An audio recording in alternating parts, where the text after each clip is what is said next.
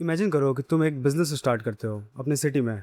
जैसे कि मान लो तुम एक कैफ़े स्टार्ट करते हो अपने सिटी में और वहाँ पे कोई आता ही नहीं है। पहला दिन 2-4 कस्टमर आते हैं, दूसरे दिन भी सेम ऐसे ही होता है, तीसरे दिन कोई नहीं आता है और यही चीज़ रिपीट होता रहता है। ऐसा इसलिए होता है क्योंकि आपने कभी फ़ोकस ही नहीं किया अवेयरनेस पे। ज़्यादातर बिज़नेसेस यही गलती करते हैं। बहुत लोग जो बिज़नेस ओनर्स होते हैं, वो अपना बिज़नेस तो स्टार्ट कर देते हैं, मगर वो ये सोचते ही नहीं है कि लोगों को पता ही नहीं होगा कि उनका बिज़नेस एग्ज़िस्ट करता है, तो कोई आएगा कैसे? इसे कहते हैं अवेयरनेस। ये एक मार्केटिंग फ़नल का सबसे टॉप लेयर होता है। ये बहुत ज़्यादा इंपॉर्टेंट होता है। बहुत लोग अपना ज़्यादातर पैसा, जितने भी लोग बिज़नेस स्टार्ट कर रहे होते हैं, वो अपना ज़्यादातर पैसा बिज़नेस को बहुत बढ़िया बनाने में लगा देते हैं। जैसे कि बहुत बढ़िया इंटीरियर हो गया, बहुत अच्छा लोकेशन में अपना शॉप ले लिए, बहुत सारा अच्छा ऑफ़र्स हो गया, बहुत बढ़िया प्लान हो गया और बहुत अच्छे स्टाफ्स हैं, बहुत अच्छा प्रोडक्ट है तुम्हारे पास। फिर भी वो बिज़नेस चल नहीं पाते, वो बिज़नेस डूब जाते हैं। वो इसलिए क्योंकि कस्टमर्स आते नहीं हैं, क्योंकि अवेयरनेस है ही नहीं। तो आज हम इस वीडियो में यही बात करने वाले हैं कि अवेयरनेस होता क्या है, इसे कैसे अपने बिज़नेस में इस्तेमाल करें, कैसे लोगों को लाएँ अपने बिज़नेस में। तो सबसे पहले मैं आपको एक एग्ज़ाम्पल देने वाला हूँ, ठीक है? 2 शॉप है, 2 कैफ़े है मान लो, ठीक है? पहला जो कैफ़े है, वो उसका जो प्रोडक्ट है सबसे बेस्ट है, वहाँ सिटी में सबसे अच्छा कॉफ़ी बनाता है, सबसे अच्छा फूड है वहाँ का। और उसका जो लोकेशन है, सेम शहर में एक गली के अंदर है, जहाँ पे कोई लोग आता-जाता नहीं है। बहुत लोगों को उस गली के बारे में पता नहीं है, कुछ कुछ ही गिने-चुने लोगों को पता है। दूसरी तरफ एक ऐसा बिज़नेस है, मतलब ऐसा एक कैफ़े है, जिसका प्रोडक्ट तो बहुत अच्छा है, जिसका जो कॉफ़ी है, जो प्रोडक्ट है, वो काफ़ी एवरेज है, नॉर्मल है, आपको कहीं भी मिल जाएगा। पर उसका जो लोकेशन है बहुत बढ़िया है और जो लोग हैं शहर में, सिटी में जितने भी लोग हैं, उसमें से मोस्ट ऑफ द लोग उस कैफ़े को जानते हैं, इसीलिए लोग वहाँ पे आते हैं। तो अब आप बताओ, कौन-सा कैफ़े ज़्यादा चलेगा? वो कैफ़े जिसका प्रोडक्ट सबसे बेस्ट है, या फिर वो कैफ़े जिसके बारे में लोग सबसे ज़्यादा जानते हैं, दूसरा वाला? और यही बहुत ज़्यादा इंपॉर्टेंट है। और पता है, इस चीज़ को डिस्ट्रीब्यूशन कहते हैं। अवेयरनेस एक तरह से डिस्ट्रीब्यूशन ही होता है। मतलब कि आपको इसका मतलब ये है कि आपको फेमस होने का ज़रूरत नहीं है, आपको बस विज़िबल होना है। तो बेसिकली जो अवेयरनेस होता है, वो एक तरह से डिस्ट्रीब्यूशन ही होता है। किसी भी प्रोडक्ट का, किसी भी सर्विस का डिस्ट्रीब्यूशन होता है। अगर आपकी कंपनी में डिस्ट्रीब्यूशन ही नहीं होगा, तो आपका प्रोडक्ट कभी बिकेगा नहीं, आपका कभी रेवेन्यू नहीं इंक्रीज़ होगा।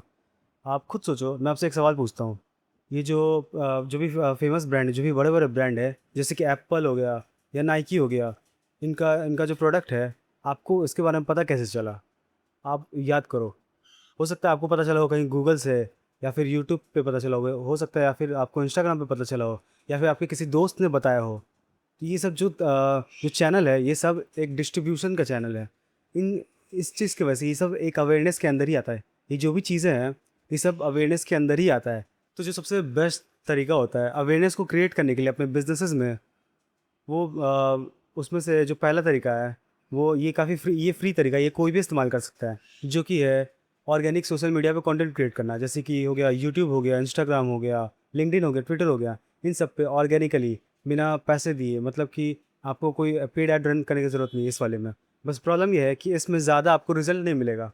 हाँ, आपका कंटेंट क्रिएशन अच्छा रहेगा, उसकी वजह से लोग को मिलेगा ये काफ़ी ऑर्गेनिकली, मगर आपका जो ज़्यादा रिज़ल्ट, जो लीड्स होते हैं, वो नहीं आएँगे। जो दूसरा तरीका होता है, वो होता है पेड एड्स। अभी जो आप सोशल मीडिया पे कंटेंट क्रिएट कर रहे हो, आप उसी पे पेड एड्स चला सकते हो। ये सबसे बेस्ट तरीका होता है लीड्स लाने के लिए, और सबसे फास्टेस्ट तरीका होता है। जो तीसरा बहुत ही काफ़ी फेमस तरीका है, और ये खास करके लोकल बिजनेसेस के लिए बहुत बेस्ट है, वो है गूगल बिजनेस प्रोफाइल और एसईओ करना। मतलब कि आपके जैसे मान लो आपको कोई जिम में जाना है, मतलब कि अगर आपको कोई जिम ढूंढना है, तो आप सबसे पहले क्या गूगल पे सर्च करते होगे, है ना? तो वहाँ पे जो सबसे टॉप पे आता है, वो इसी एसईओ की वजह से आता है, इसी गूगल बिजनेस प्रोफाइल को ऑप्टिमाइज़ करने की वजह से आता है। अगर आपका ये अच्छा हुआ, तो आपका जो बिज़नेस है, वो गूगल पे टॉप पे रैंक करेगा, और लोग आपको बहुत जल्दी जानेंगे, बहुत लोगों को बहुत जल्दी पता चलेगा कि आपका बिज़नेस अब उनके सिटी में है। जो चौथा तरीका है, वो है वर्ड ऑफ माउथ। हाँ, ये काफ़ी ज़्यादा हाई ट्रस्ट क्रिएट करने वाला तरीका है। मतलब कि अगर आपके जो कस्टमर्स हैं, वो और भी जगह रेफरेंस दे रहे हैं, तो मतलब कि जिन लोगों को रेफरेंस दे रहे हैं, उनमें ट्रस्ट बहुत ज़्यादा होगा कि आपका जो बिज़नेस है, वो वाक़ई अच्छा होगा। क्योंकि उनके जो करीबी, उनके जो फ्रेंड्स हैं, जो फैमिलीज़ हैं, वो बता रहे हैं उन लोगों को कि ये जो बिज़नेस है, इनका जो सर्विस या प्रोडक्ट है, ये काफ़ी अच्छा है, आपको ट्राई करना चाहिए। तो इसकी वजह से ट्रस्ट ज़्यादा क्रिएट होता है। तो ये काफ़ी अच्छा पावरफुल तरीका है। इसमें आपको रेफरल प्रोग्राम से ज़्यादा फ़ोकस करना होगा, तो ही ये तरीका ठीक से काम करेगा। जो अगला तरीका है, वो है कोलैबोरेशन। मतलब कि जो भी लोकल क्रिएटर्स होते हैं, जो भी छोटे मोटे क्रिएटर्स होते हैं, उन सबसे आप कोलैब कर सकते हो। या फिर जो भी अलग अलग बिजनेसेस होते हैं, जैसे कि मान लो कोई स्कूल होता है, उनके साथ आप कोलैब कर सकते हो। जिम है, उनके साथ कोलैब कर सकते हो आप। या फिर जो क्लिनिक्स हैं, उनके साथ आप कोलैब कर सकते हो। इसके थ्रू आप अपना बिजनेस चला सकते हो। ये भी काफ़ी अच्छा तरीका है अवेयरनेस को जनरेट करने के लिए और कस्टमर्स को लाने के लिए।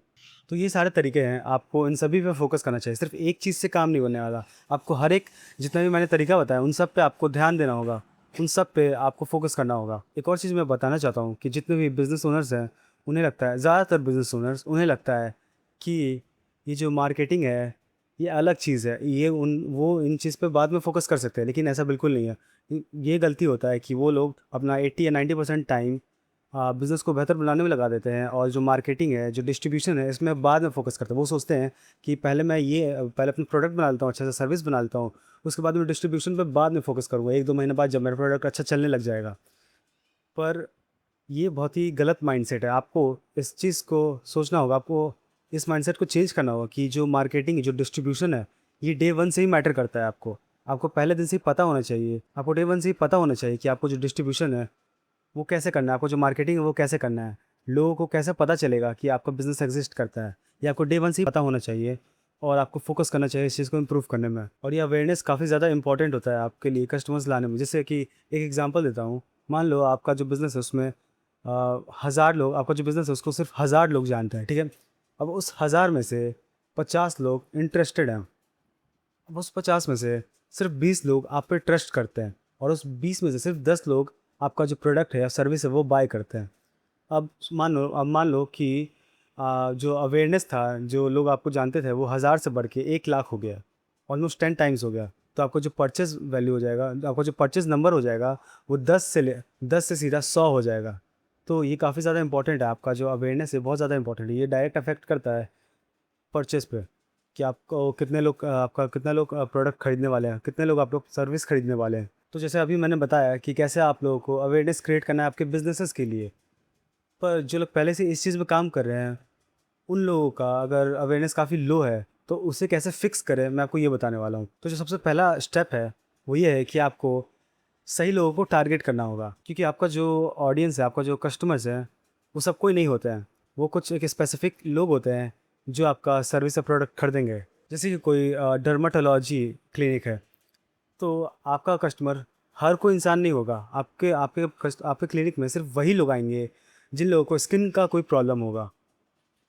तो आपको सबसे पहले ये चीज़ को डिफाइन करना होगा कि आपका जो टारगेटेड ऑडियंस है, आपका जो टारगेटेड कस्टमर्स है, वो एक्चुअली में है कौन, और उन लोगों पे फोकस करना होगा आपको। जो अगला स्टेप है, वो ये है कि आपको ये चीज़ ढूंढना होगा कि ये जितने भी आपके जो टारगेट ऑडियंस हैं, वो अपना ज़्यादातर टाइम कौन से सोशल मीडिया प्लेटफॉर्म पर इस्तेमाल करते हैं, इन्वेस्ट करते हैं। आपको ये समझना होगा कि आपको ये चीज़ ट्रैक करना होगा कि जितने भी आपके ऑडियंस है, वो कौन से सोशल मीडिया चैनल पे हमेशा एक्टिव रहते हैं, ज़्यादातर वक्त एक्टिव रहते हैं। आपको उस चैनल पे, जैसे मान लो इंस्टाग्राम पे ज़्यादातर लोग एक्टिव रहते हैं, तो आपको इंस्टाग्राम पे फोकस ज़्यादा करना होगा बजाय यूट्यूब के। और ये बहुत ज़्यादा इंपॉर्टेंट है, क्योंकि यहाँ पे आपका पैसा लगने वाला है। क्योंकि अगर आप पेड एड्स रन करोगे, तो अगर मान लो आपका जो ऑडियंस है, उसमें से 80% लोग इंस्टाग्राम पे ही एक्टिव रहते हैं, और यूट्यूब पे कम रहते हैं, तो आपका जो भी बजट है वो 80% इस पे इंस्टाग्राम पे होना चाहिए, ना कि यूट्यूब पे। ऐसे आपका पैसा बचेगा और आपका लीड्स बढ़ेगा, लोग और ज़्यादातर लोग जानेंगे आपको। और जो नेक्स्ट स्टेप है वो ये है कि शो अप कंसिस्टेंटली। मतलब कि बहुत लोग ऐसा करते हैं कि एक बार वीडियोस या कंटेंट क्रिएट करके छोड़ देते हैं अपने सोशल मीडिया पेज पे। उसकी वजह से लोग उन्हें भूल जाते हैं। अगर आप हर दिन कंसिस्टेंटली, अगर आप कंटेंट क्रिएट नहीं करोगे, आप अपना पोस्ट नहीं करोगे हर दिन, तो लोग आपको भूल जाएंगे। तो ये बहुत ज़्यादा इंपॉर्टेंट है, आपको हर दिन अपलोड करना होगा कोई वीडियो या फिर पोस्ट। हर दिन, ऑलमोस्ट हर दिन भी नहीं कर सकते हो आप, तो कम से कम 5 या 6 बार आप पोस्ट करो हर हफ्ते। ये काफ़ी ज़्यादा इंपॉर्टेंट है। और स्टेप 4, जो सबसे आखिरी स्टेप है, वो ये है कि आप अपना जो अवेयरनेस उसे ट्रैक करो। आपके जितने भी कस्टमर्स बन रहे हैं, आप उनसे सवाल पूछो कि आपको हमारे बिज़नेस के बारे में पता कैसे चला। इस तरह से आपको पता चलेगा कि कौन सा जो प्लेटफॉर्म है, वहाँ से लोग ज़्यादा आ रहे हैं, फिर आप उस पे ज़्यादा फोकस कर पाओगे। तो यही तरीके हैं जिसकी वजह से आप अपना अवेयरनेस को इंक्रीज़ कर सकते हो, अपना डिस्ट्रीब्यूशन को इंक्रीज़ कर सकते हैं, लोगों को बता सकते हो कि आपका बिज़नेस एग्जिस्ट करता है। और याद रखना कि ज़्यादातर बिज़नेस इसलिए फ़ेल नहीं होते कि क्योंकि उनका प्रोडक्ट बेस्ट होता है। वो इसलिए फ़ेल होते हैं क्योंकि लोग उन्हें जानते ही नहीं हैं। अगर लोगों को पता ही नहीं होगा कि आपका बिज़नेस एग्ज़िस्ट करता है, तो कोई खरीदेगा ही क्यों? तो इस चीज़ पे आपको पहले फ़ोकस करना चाहिए। ये जो था मैंने आपको सेल्स फ़नल का सॉरी ये जो मैंने आपको बताया ये एक मार्केटिंग फ़नल का पहला लेयर था। इसी तरह मैं बाकी के लेयर्स के ऊपर भी बात करने वाला हूँ। तो अगले वीडियो में मैं बात करने वाला हूँ कि कैसे इंटरेस्ट जगाएँ लोगों के अंदर। तो मिलते हैं नेक्स्ट वीडियो में।